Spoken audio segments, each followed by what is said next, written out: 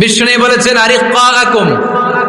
আরিক্কাকুম, খবরদার অধীনস্থ কর্মচারীদের সাথে খারাপ আচরণ করো না।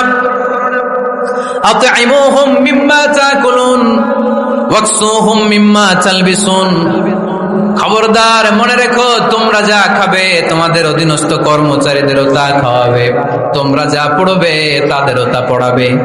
বিশ্বনবী শেষ নিঃশ্বাস ত্যাগ করে যাওয়ার আগে যেই কয়েকটা কথা বলেছিলেন তার মধ্যে মেহনতি মানুষদের জন্য কথা আছে না নাই?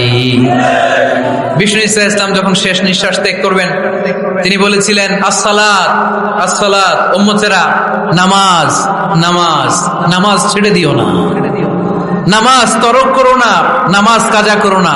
আর বলেছিলেন ওমা মালাকাত আইমানুকুম, অধীনস্থ কর্মচারীদের সাথে খবরদার খারাপ আচরণ করো না। যারা কর্মচারীদের সাথে খারাপ আচরণ করে, যারা মানুষের কাছ থেকে শ্রম নিয়ে কাজ করিয়ে টাকা দেয় না, কিয়ামতের দিন তাদের বিরুদ্ধে মামলা দায়ের করবে কে? কে করবে?